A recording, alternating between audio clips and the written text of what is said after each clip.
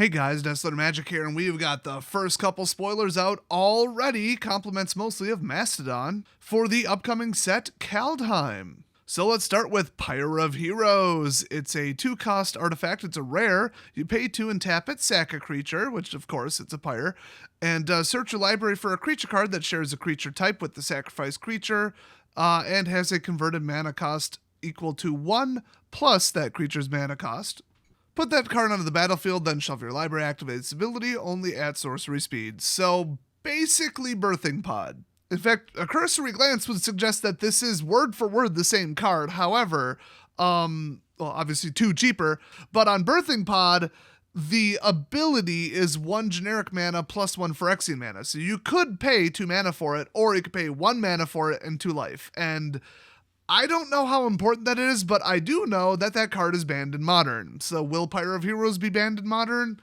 Maybe. I'm not familiar enough with Birthing Pod decks because it's been banned, I think, since I started playing the game. So I don't know how they work, so I don't know how important 1 versus 2 is. But I will say that, that would cost 3 plus 1 Phyrexian mana to get out. This one costs 2. So bare minimum, 4 mana is going to get you an activation of this with either card. Except this will do it without you losing any life. Now there is the, tiny little detail that with Pyre, it has to share a creature type, and with Birthing Pod, it does not. That's probably pretty significant. I doubt that it was a tribal deck, purely 100% matching tribal that people were playing that got Birthing Pod banned in Modern.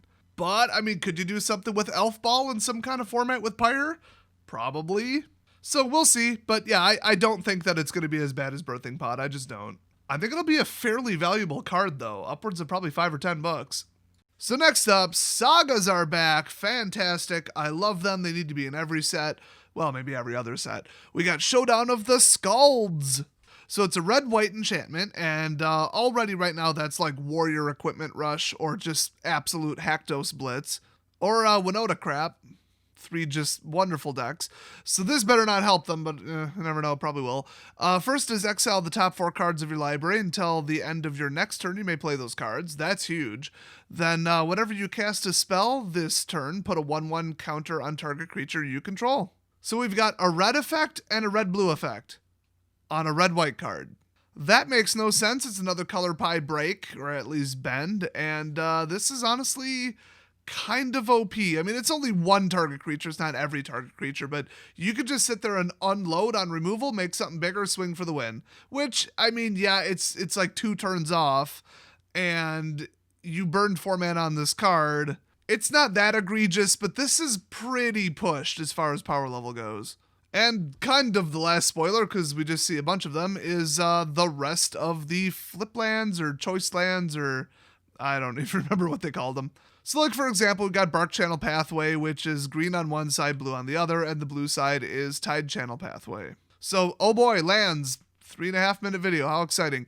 But get out the barbecue sauce, because we're going to go searching for some delicious lore nuggets in the flavor text.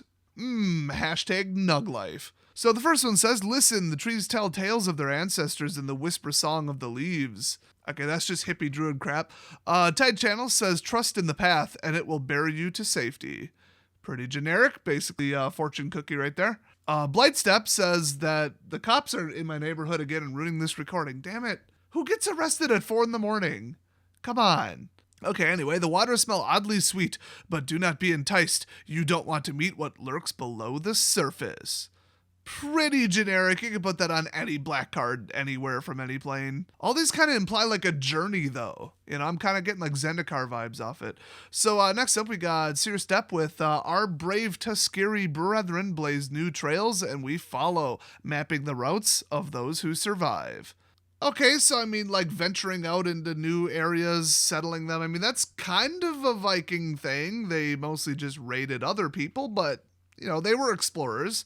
They landed in America in the 1400s and allegedly made it to Minnesota, maybe. Kind of ironic, because that's where all the Norwegians ended up later. That's Norway Central, don't you know? So next we got Darkboar with Hush and Stay Still. No matter how dreary the darkness, a light in the Skell Mire is never a good sign. I mean, unless you want to know where you're going. I suspect that Hagar Kana, even though it really doesn't sound like an elf name, is an elf because elves typically have low light vision and they can see in the dark, so they would be fine traveling through the Darkboar pathway without a sign of light.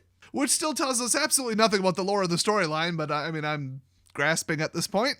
I thought one of these would say something significant. Slitherboar Pathway. The Cosmos Serpent carved these tunnels, and his echo remains a twisting aura of ferocity and boundless growth. So, okay, the Cosmos Serpent might be in here. We know that I think like cosmic creatures were confirmed by the miniatures leak. So we should see like a subtype or a mechanic or whatever called Cosmic, and that's going to be like a thing.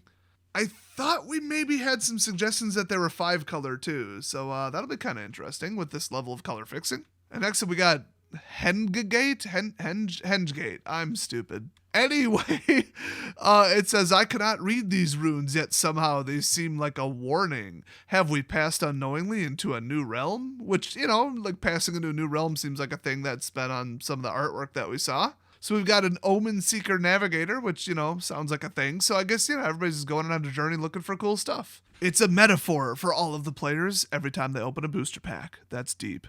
Just kidding. Wizards of the Coast would never be that smart. So you know what I'm thinking? Runes that you don't recognize means that somebody was there before you. And that always makes for a cool storyline. As long as they don't leave it a mystery. That just pisses people off. Ooh, it's the Ancients. Ooh, I wonder what they left behind. And it's like 9 seasons later in some TV show and you still have no idea.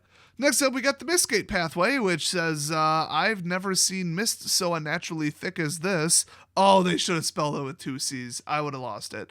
Anyway, where does the sea end and the sky begin? And that's from Ekin Omen Seeker Navigator. If you think I'm not going to call him Ekans the Pokemon, you have not been watching this channel long enough. And that was the last of them, so absolutely nothing concrete from any of those, but it does give you kind of a general top-level view, and I kind of wonder if they did that on purpose. You know, they kind of think about these things before they do them, so I thought, you know, they had said, I think Mark Rosewater even said, yeah, like, the next set or one of the upcoming sets or something is going to have the rest of the flip lands, or they're going to be in standard, or he said something like that, so we kind of knew it was coming. So I think they purposely orchestrated not putting any important story details on the flavor text for the lands, and then they're going to show them first. And if you think that's expecting too much of them, I don't blame you, but they usually do, when the story is very deep, significant, and interesting, show the most significant, like, reveals of the story on the spoiler cards last.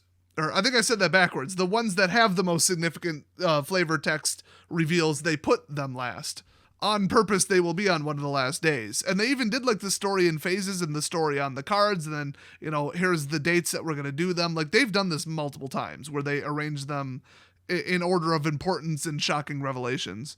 Sometimes it's even like purposely, I think, after some of the story chapters come out, where at least then you'd kind of know, you know? And hopefully the flavor text wouldn't then ruin the story if you're reading it. So yeah, I think we're going to see some spoilers, as early as next week, maybe? Or was it January? I don't know. I don't even care to look at. When they show up, I'll cover them. How about that? But I will say, Desolator Gaming channel, we all know I'm too lazy to link to it, but we all know you're too lazy to go type Desolator Gaming into the search, so I guess we're at an impasse. But if you do somehow find your way over to my second channel, I have got some crazy Cyberpunk content that I am working on. It is going to be the funniest things you have ever seen in your life. I did manage to backflip my motorcycle off of a fat guy wearing a gold, like, sheen jacket. That is the kind of top shelf, top tier, classy content that you can expect from my channel going onward. Or going forward. It's way too late at night for me to remember idioms. We got crazy, funny, hilarious car stunts. I mean, motorcycle shenanigans, more glitches. I mean, I'm working on everything all simultaneously. I'm going to see what happens when you troll NPCs. I mean, it just crazy broken strategies, infinite loops. I mean, everything. I'm throwing everything at the wall because a couple of my videos have absolutely blown up. I mean, not 1 million view blown up, but we're talking blown up. So it means I'm in the running here. I'm getting really excited because I need the damn money, which is why I'm still uploading here. Plus, I mean, come on, Kaldheim spoilers, like, come on.